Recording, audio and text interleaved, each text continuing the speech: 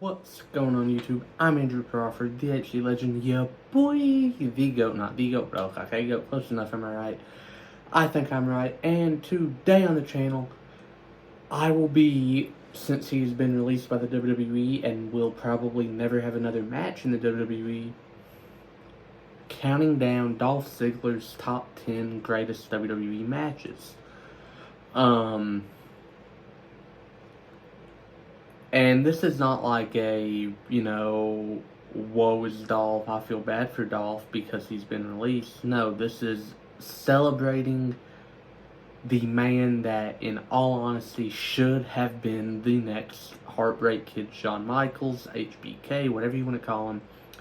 Dolph was the closest thing to Shawn in ring, on mic, entrance, aesthetic, style that we will ever see again. Maybe, we might get another guy that, hey, this guy might be the next Shawn. But, Dolph was literally a carbon copy of Shawn, down to the super kicks and elbow drops. So, the man that should have been the next Shawn Michaels, let's look at his in-ring resume and see where he ranks. Number 10, Rey Mysterio and Dolph Ziggler for the Intercontinental Championship. Whenever I talk about Rey or Dolph, this match always finds its way onto a list where I'm discussing the two. And it's because this was Dolph's first real opportunity to prove that he could go in the ring with top-level guys. Yes, Rey Mysterio is and always will be to me a top-level guy. And while this was only for a mid-card title, this was also for the title that has been deemed the workhorse title. And Dolph proved that he is a workhorse. No, he did not win. But this was a step in cementing himself as a major player in the IC title division for the foreseeable future.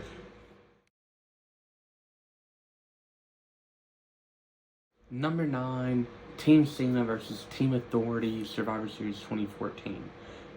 This match falls lower on the list because Dolph was not the main focus of the match, but he was the MVP of the match.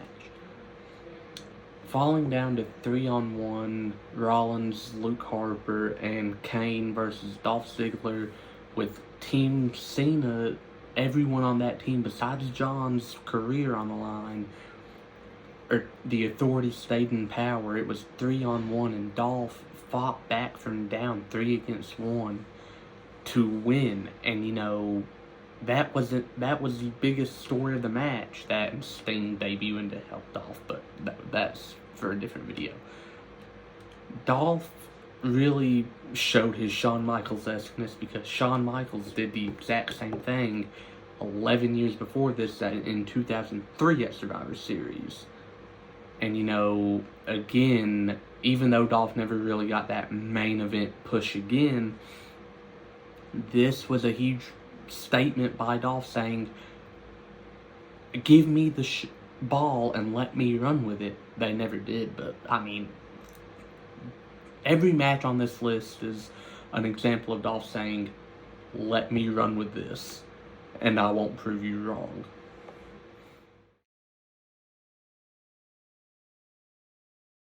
Number 8, the TLC match, the triple threat ladder match between Jack Swagger, Kofi Kingston, and Dolph Ziggler in 2010 for the Intercontinental title. This match was actually really funny for me because of the way it ended, and a ladder match has never ended like this again, or a triple threat ladder match at least. And it was Dolph and Kofi, or Jack and Kofi at the top.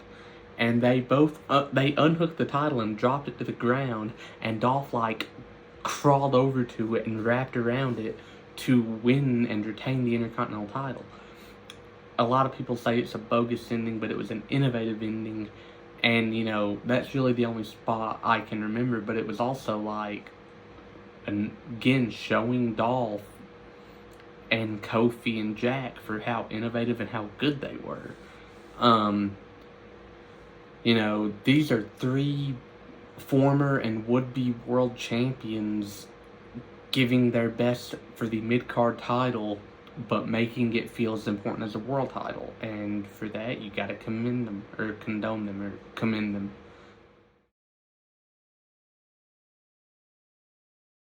Number 7, another Dolph Ziggler ladder match. This time it was the SmackDown Money in the Bank ladder match.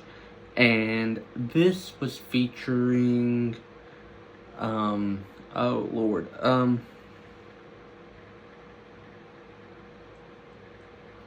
one second, I will tell you who it featured.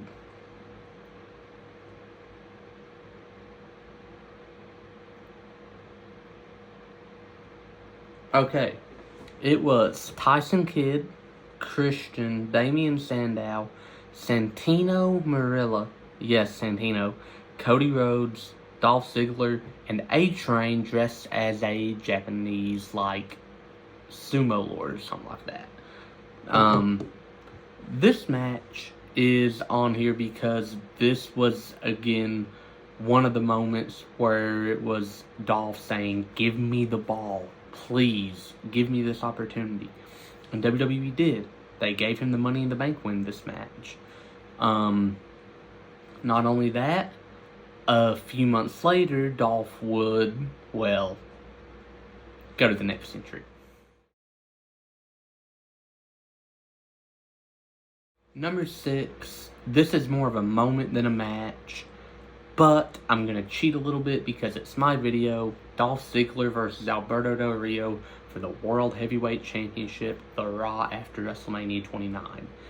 Del Rio defended the world title against Jack Swagger at both WrestleMania and that night on Raw, had a bad knee, was in the corner, and then out of nowhere, Dolph Ziggler's electrifying theme song hits, and the words, "I'm here to show the world," blasted through the arena. The crowd roared for the bad guy about to beat the good guy. Keep that in mind. Dolph comes down to the ring, briefcase in hand, cashes in, puts on a good little 5-minute match, you know, like, it was a cash-in, so it wasn't going to be super long, but at one point, Del Rio locked the armbar, and everyone was like, "No way, bro!" And then Dolph, like, kind of twisted the ankle, kind of getting Del Rio to loosen his grip. Del Rio stands up, zigzag. Yes, that was the name of Dolph Ziggler's finisher for a long time. 1, 2, 3. Dolph Ziggler was the new World Heavyweight Champion. And this was this was the second time he won the world title. The first legitimate time. It didn't last long, but it was an epic moment and not a bad match. So I kind of want to give Dolph his credit in this. So, yeah.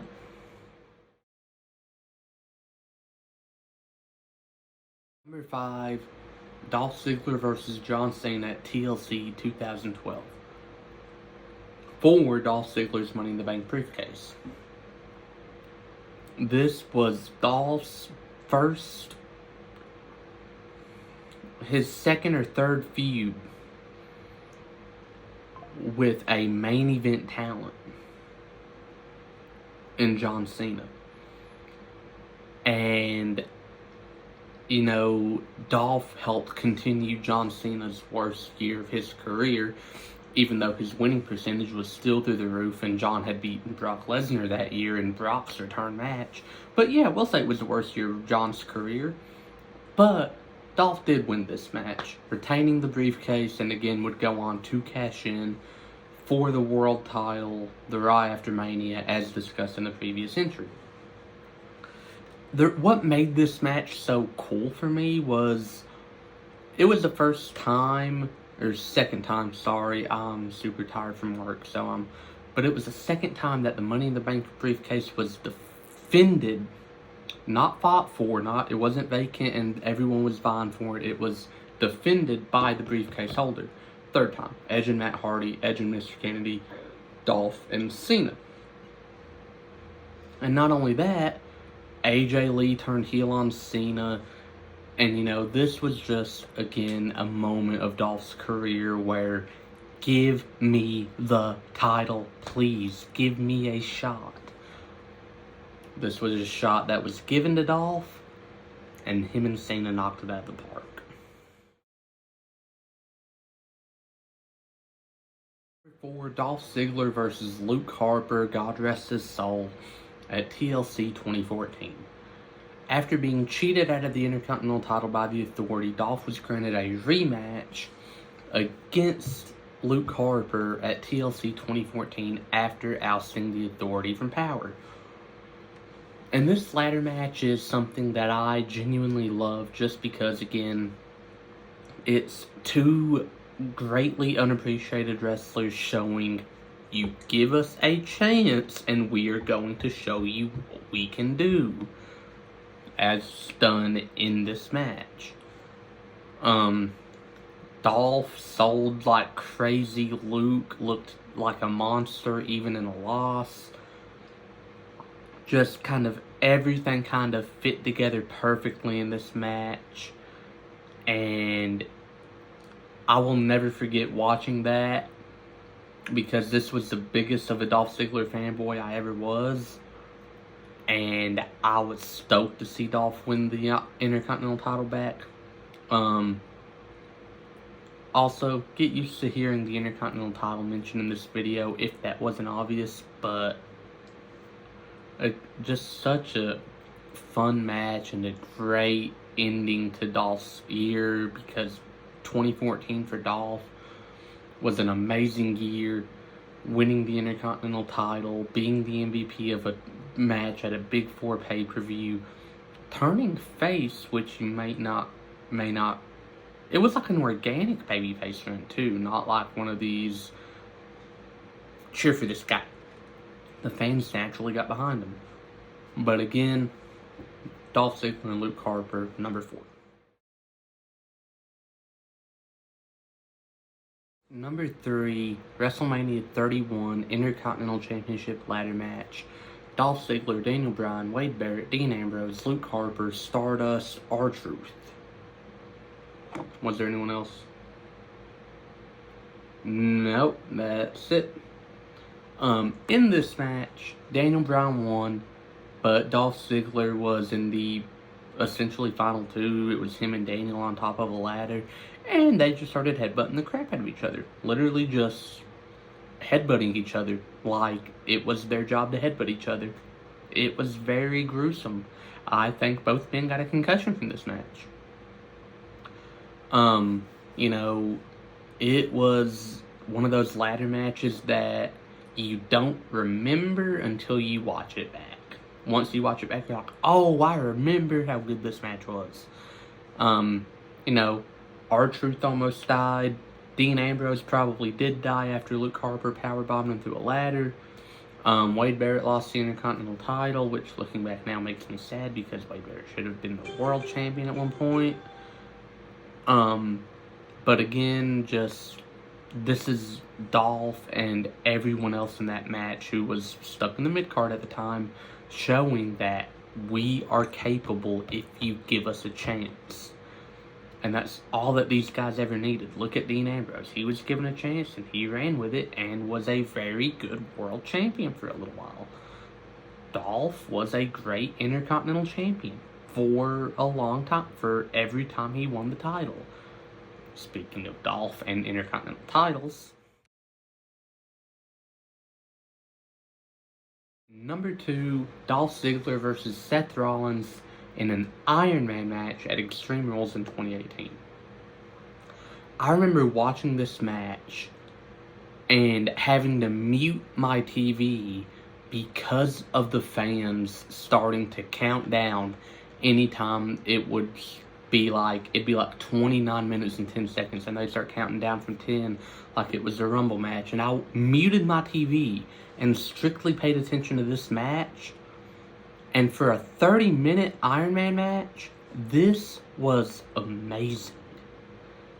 Dolph and Seth are two of the best work rate wrestlers in the world today, and they have been since they've been doing this.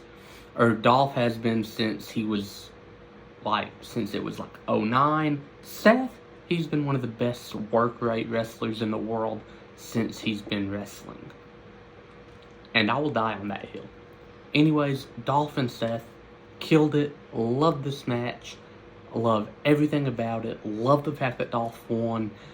Yes, it was a heelish way because Drew helped him, but oh well, Dolph was a heel. What are you gonna do? And this would be my favorite Dolph Ziggler match if it wasn't for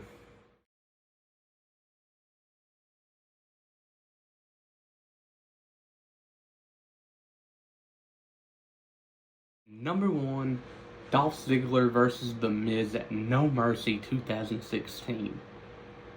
This match was following the best promo of Dolph Ziggler's career, where he said you can give and you can give and you can give and you get nothing in return.